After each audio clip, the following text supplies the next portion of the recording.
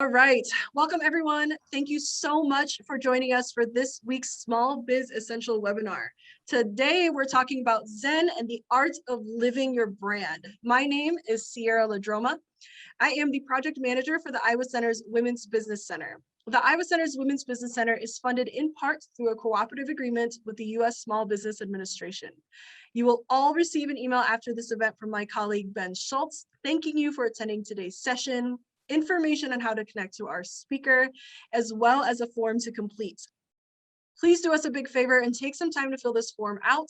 This information allows us to continue providing free educational programming for small business owners in Iowa. Now go ahead and please take some time to locate the chat function on your Zoom screens so you can join the conversation with questions or adding comments. Today's featured guest is Dave Makin, president and founder of Nexus 6. Dave was influenced by the 1982 film Blade Runner when it came to building the concept of Nexus 6. He wanted to bring a combination of tech and the human element. So Dave felt that the human element was missing from a lot of marketing agencies and advertisements. So with that, Nexus 6 makes marketing a little more human again. Dave, thank you so much for spending your time with us today. I see that you're already sharing, so the screen is yours. Hey, thank you so much. And I think you basically just covered off like 80% of my presentation. So. All right, well, have a good day, everyone. You've got your lunch hour back. No, so hey, thank you everyone for who joined. Yes, I'm Dave. I kind of the founder and kind of running the what is now Nexus 6. It's been a hell of a ride, especially this last year. Well, 2020 obviously was kind of rough for a lot of businesses. It was actually pretty good to us. We actually started the year off pre-pandemic winning Best of Des Moines, and then actually went ahead and later that year won both Best of the West through the West Des Moines Chamber and then Best in Class from the Urbandale Chamber, and then just this last year, the beginning of this year, won Best of Des Moines again as well. So it's been a lot of fun. Actually, Nate and I are, my VP of sales are going to Vegas next month, the end of next month, to actually collect another award for marketing. So, but you didn't sign up to just hear about me talk about all the awesome things that we do or about us. So a little bit about me.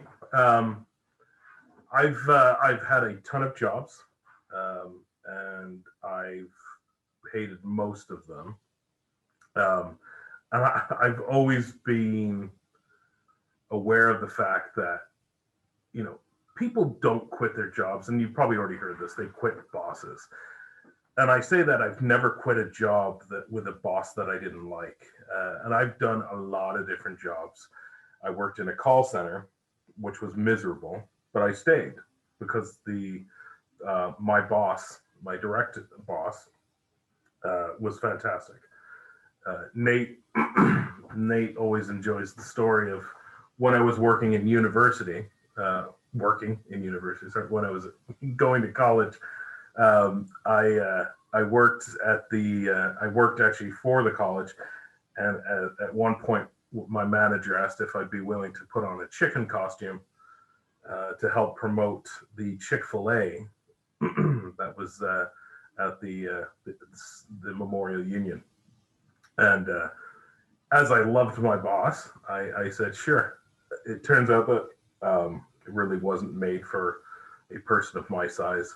And so I was wearing a very form-fitting chicken costume. Again, I also accept the fact that I'm probably a terrible employee as well. I have a tendency to disagree with people and kind of try to suggest other ways of doing things, which a lot of people don't care for. So, as has already been alluded to, the company came out, again, the name Nexus 6 is actually the model number of a replicant or android for the movie Blade Runner. And we've kind of covered why. But why was it, why did I start the company? Years ago, when I had been working for somebody else, I was selling copiers at the time, which in itself is fast-paced and exhilarating, as you can imagine. The lady that we had that was babysitting my kids when they were much younger, her grandson passed away, and so she had to step down and obviously take some time off to kind of deal with that family tragedy. So, as I say, necessity is the mother of all invention. And so I was in a situation where I kind of had to, I couldn't work a full-time job and raise my kids at the same time. Hence, I started a company. And I started the company with the intentions of taking everything that I'd learned from other companies and everything I didn't like about the other jobs that I had and the other companies and other people I'd worked for, and decided that I was going to build a company that was kind of unlike anything that I had worked for, but everything that I'd wanted to. So here in the office, we have it's a pretty unique culture. There isn't really a hierarchy of I'm the boss and my door's closed, and I'm not able to, you're not able to talk to me, or we've also built this kind of culture of everybody's opinion matters. I'm not the say all be all kind of end of the line, and whatever I say works. I've worked for people like that, and your ideas become stagnant. They become tired. They become, old and overused. So we open the door and say, hey, we want everybody to contribute. You all have ideas, and we want to know what those ideas are, because we only grow if we're willing to kind of push that envelope.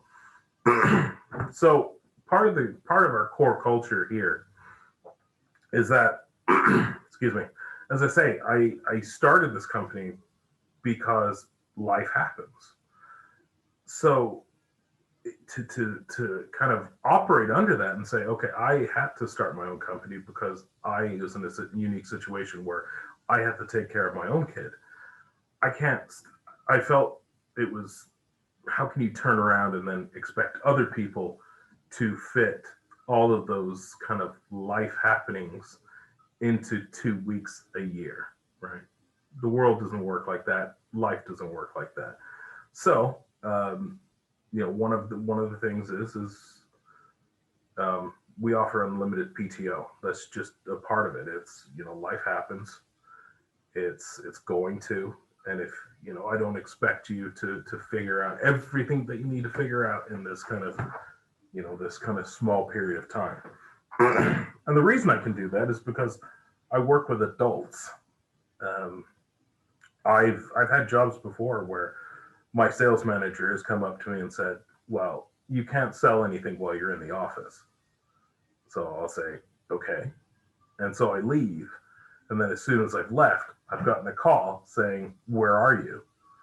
And I'm like, well, I'm out trying to sell. You just told me to leave. And so it was this kind of relationship where he thought he was, an adult and I can be trusted.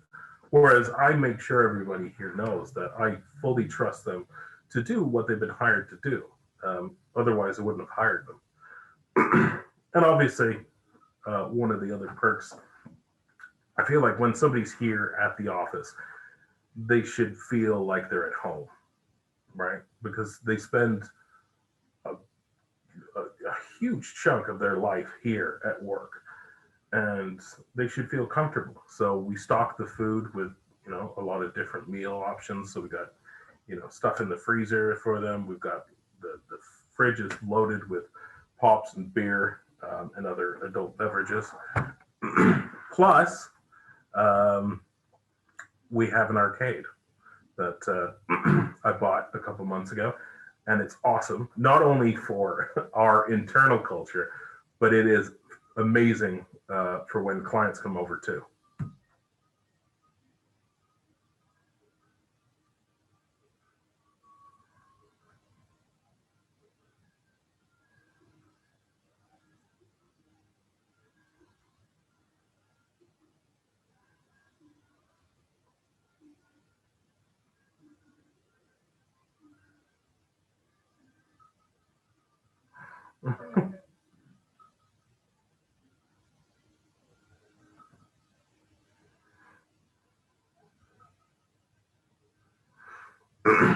So, as I say, so we have this very kind of unique culture where you come to work and get what you need to get done. But I don't want ever people feeling like, that's all that that's all they're good for. I want them to be here to feel like, they're valued. And part of being valued is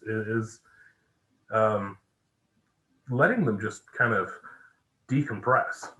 If you're constantly, all you're doing is work, it reflects in the work because you start missing things, you start overlooking things. If you look at the same thing for hours on end, you start making mistakes, or the creativity stops flowing. So that's our kind of culture inside of our office, and we kind of permeate that out into the outside world. So when we go out and people ask about what the company is, we kind of, a lot of people think of us as bold. We do and say and put on different types of events that nobody else maybe they have thought of, but there's this kind of tenacity that we have to be able to actually not only have the ideas, but to go ahead and actually build on it. Obviously this almost cliche of thinking outside of the box, but I think we don't think outside of the box. I think we've continually lived outside of the box. We always say, you're not growing unless you're uncomfortable. Kind of that's kind of the best place to be, is that kind of uncomfortable, uneasy feeling, because if you're not doing that, you're kind of staying neutral, you're not growing and conforming. I would have to say that our brand is that nobody kind of expects us to kind of do what everyone else is doing, and I think that's what helps us stand out. And as you can see, I kind of use the element charts to get that, and I realized that I had spelt out BOC, so Blue Oyster Cult, if there's any fans in the audience. And here, fun fact, Don't Fear the Reaper is one of my favorite songs. Just like another favorite, I don't know if you know this, don't know if you care, Man Who Sold the World, but Unplugged in New York with Nirvana is my favorite rendition. So,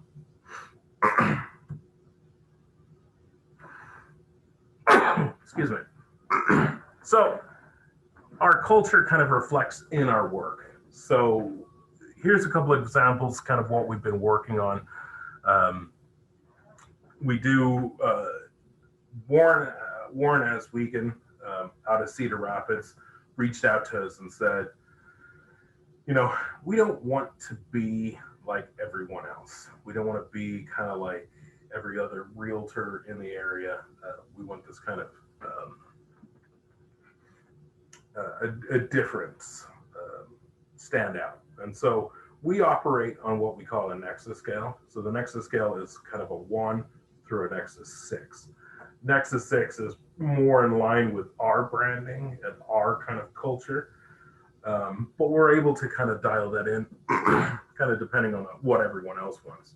So Warren S. Wiegand, they're about a 3.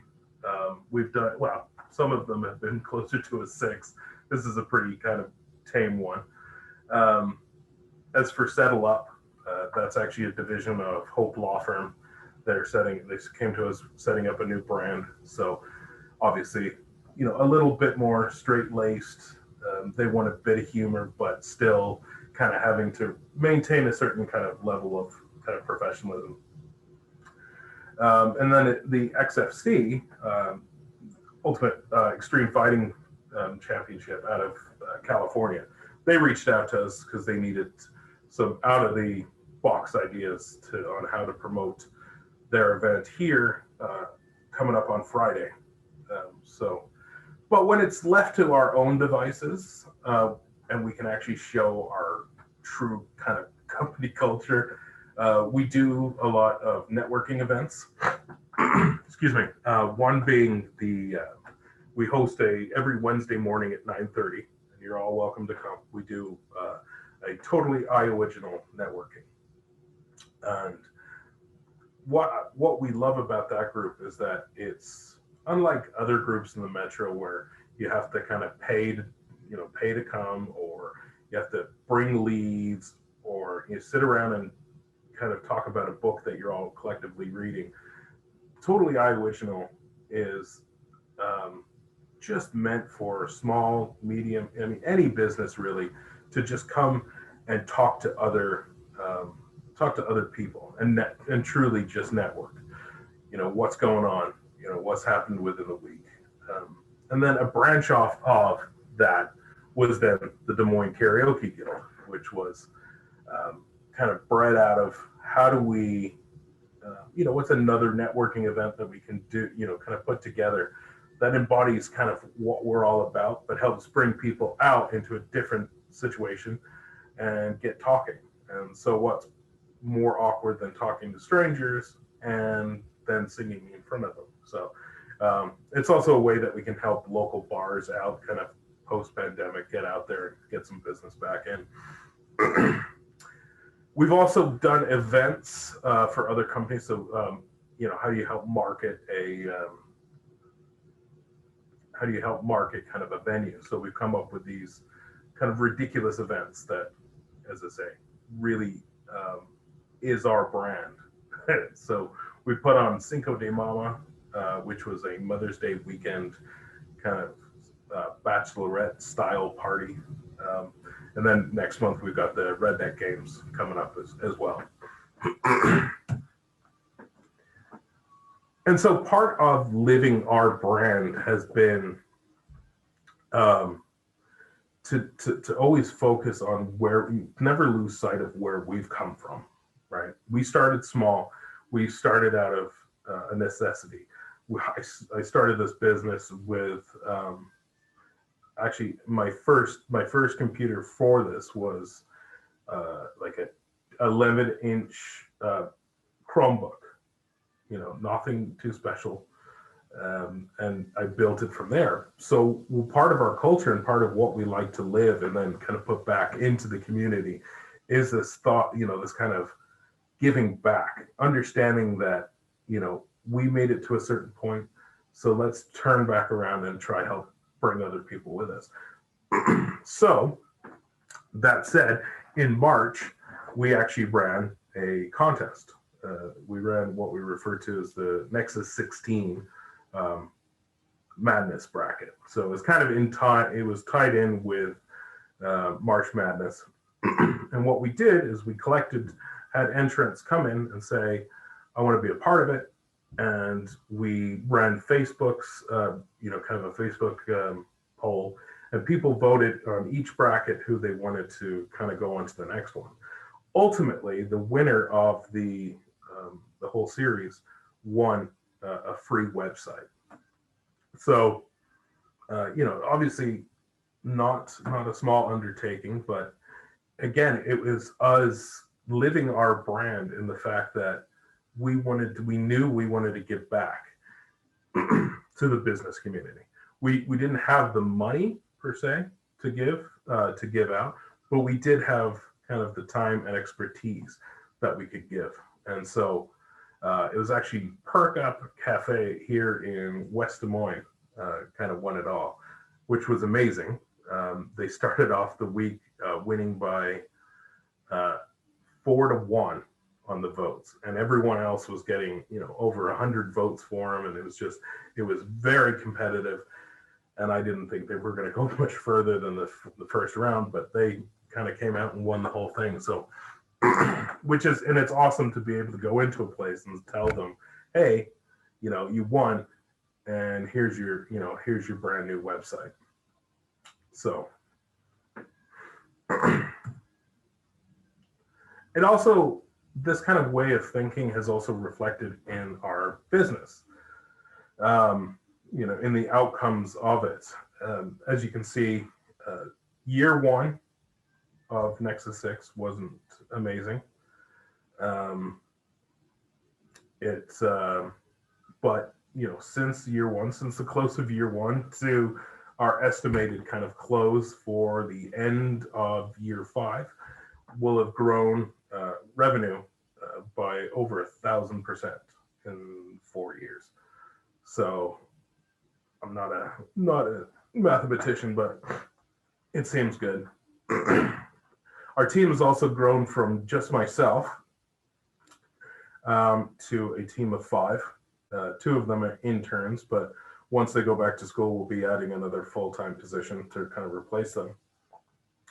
And we've also started up a Nexus 6 India branch, which is awesome. They're incredibly skilled, incredibly talented people. And we've kind of made a shift to be able to kind of, again, continue our culture of kind of living our values and presenting Nexus 6 India as a method for getting marketing services that the companies need at a reduced price, because as I say, we can use our offshores team to be able to do that. And then recently, we used to provide events as a service, and through that we've decided, hey, let's expand this and actually create our own separate company out of that kind of event status. And so we've created Central Iowa Events from that. So new company, it's only about a month old, but we've been doing some pretty cool things with it. So really at the end of the day, and I'm going to apologize if Nate's on the call. I had a couple of typos on this page and he told me about them, and then I totally forgot the instant he told me.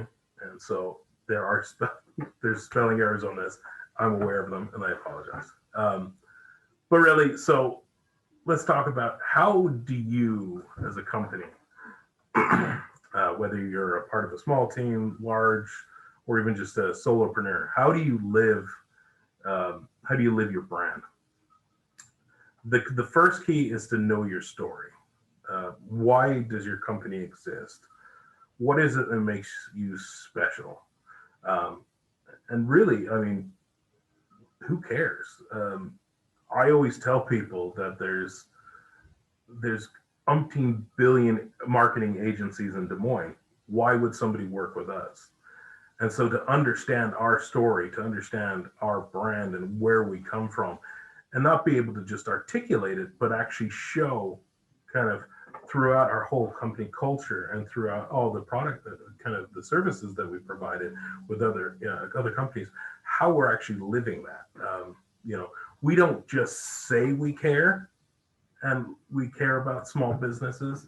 We've actually proven it through everything that we do. Because really, at the end of the day, one of the biggest things is people don't buy from companies. They buy from people. They buy an experience. And so to know that and to live it is paramount to kind of really being able to help sell yourself. And so you live your brand inside and outside of the office. A lot of times you'll have companies that, say, oh, they've got this kind of, they seem really cool. They're like, oh, that's awesome. They seem like a really cool company because of the ads that they put out. But internally, the culture is just shot. Whereas, if you truly live your brand that you're showing to the outside world inside, it's easy to, it's easier for the people that work there to be happy about it, to show it externally, as opposed to you get these kind of mixed messages of, okay, they seem really cool, but everybody who works there is absolutely miserable. And the last thing is to stay true to your brand. If you understand it, it, you're living it, and stay true to it. There's going to be people that don't like you. I know it's going to come to a shock for a lot of you, but there are some people out there that don't like me, and that's okay. It's cool. I've had one person tell me, one gal, I was talked to her at a networking event, and she said, I hate talking to you because everything you say is just absolutely ridiculous. And that's fine. That was her opinion. But no, that's what I say, is that if you know your brand and live it, and because ultimately the person that you're looking to work with will align with your brand, and they're not going to be one of those people that are just an absolute chore to work with. And really, at the end of the day, I think one of the more important things is to not take yourself too seriously. And I try to do that every day. Work is serious, of course. I try to make plans for the future, but I find that as soon as you start taking yourself too seriously, it's off-putting for a lot of people. But so that's how we kind of live our brand, kind of day to day. It's kind of our goal, to not just kind of provide lip service, but to truly, to say that, we're quirky, we're weird, we're kind of always outside of the box and what we do, but present that not just to the outside world so we gain attention, but to also live that inside so that everybody here is continually living that promise. And I think that wraps up for me. Dave, thank you so much. This is a great presentation of just honestly, do you. That was the message, right? Yeah. So I have a couple questions for you. The first one being, I know that your team has expanded. How do you find team members that align to your culture? Or do they join your team and they have to do a little bit of unlearning to kind of thrive in the culture that is unlike other organizations? Yeah, so I would have to say that part of it, I try to get them young so I can corrupt them early. No, I think, so Alex has been with us for about 2 years. I knew Alex was the perfect hire because when she came to the interview, part of the interview, and it wasn't they're never proper interviews, but part of what I was doing while I was talking to her was recording a young man in it came out of a ride, but it was an old kind of large banana car with a monkey in it. And so we were filming him for a video, and I was trying to talk to her while my camera guy was recording her, and she didn't bat an eyelid. It wasn't weird for her. Like anywhere else, you would have thought because we were recording a video because we were putting on kind of a haunting event, kind of a couple months down the road, but so we were kind of filming this, and she was like, yeah, no, that's totally fine. It wasn't like, what is going on here? And I was like, yeah, you'll fit in. And it was almost like that was her immediate norm.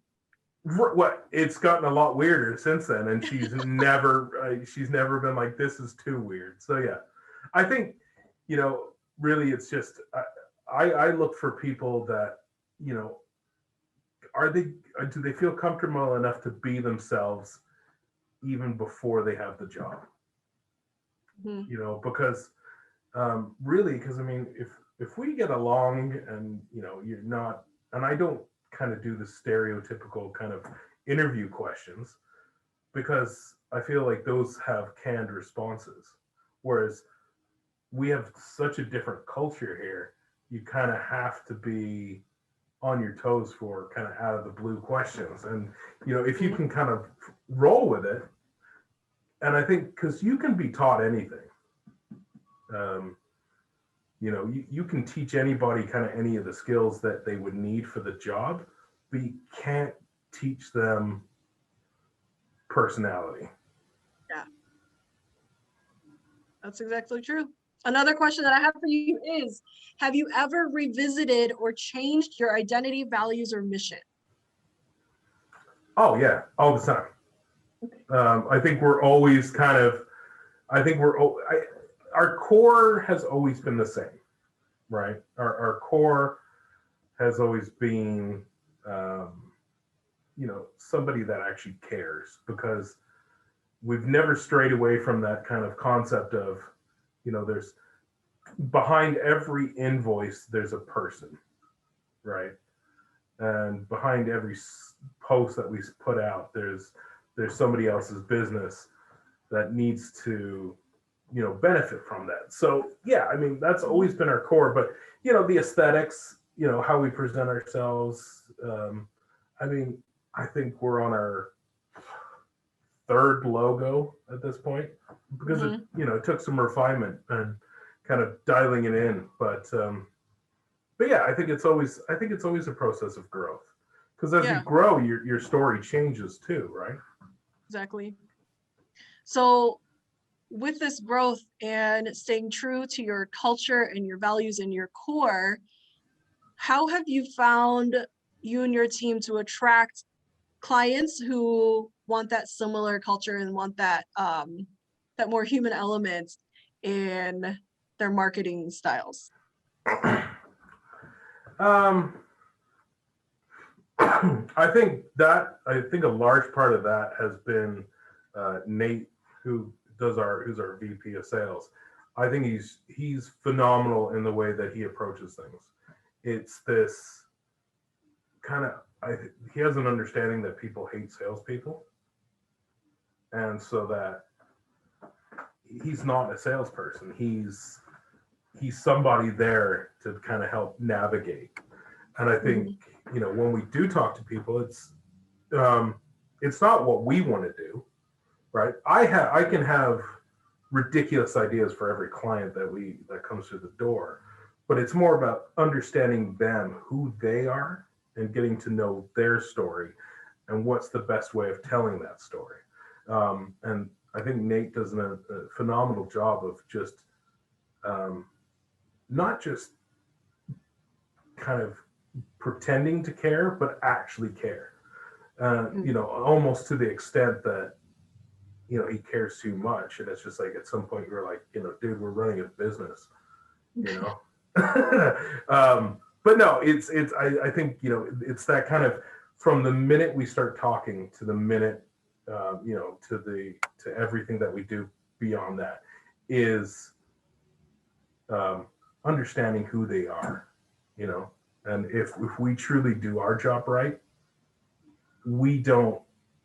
there's no trace of us in what we do for them. I love that. So I believe the same Nate that you are referring to has just asked a question, and it says, for your Vegas trip, what is the allotted company sponsored entertainment budget? And is there a lawyer on standby? Feel free to private message him.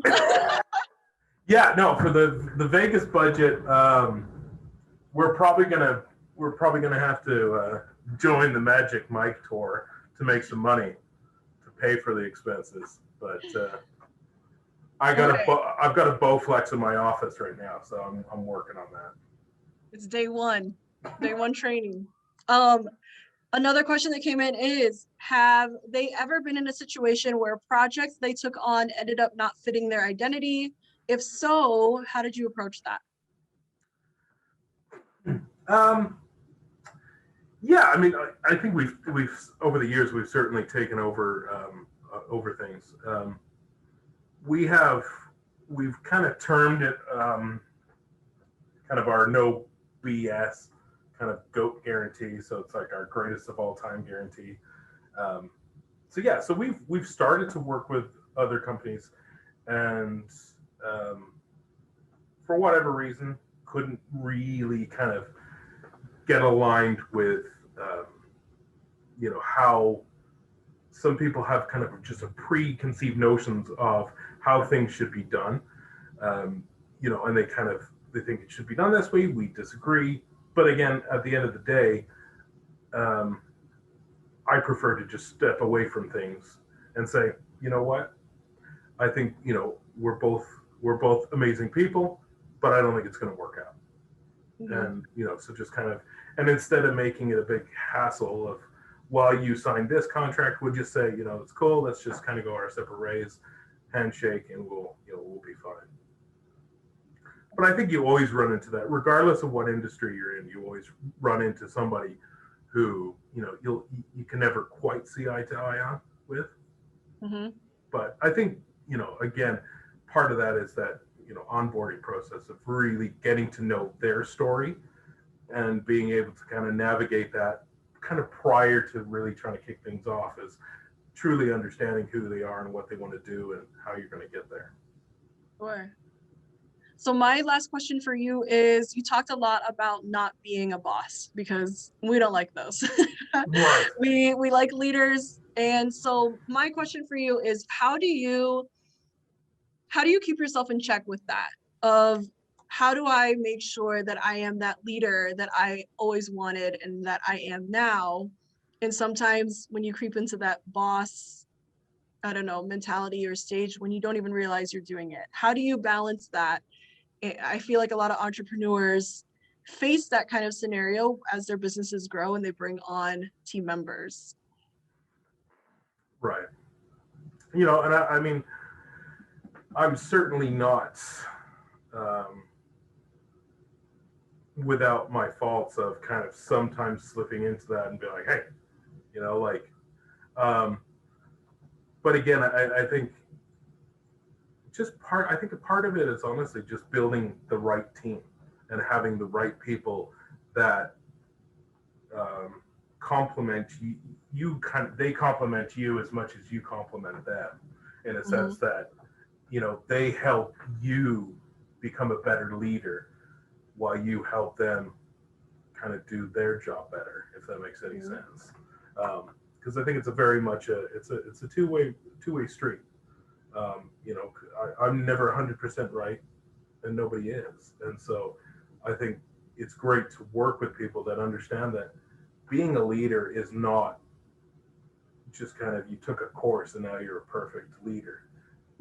It's kind of, it's a day-to-day growth. You grow every day. Sometimes you screw up, but if somebody's willing to kind of,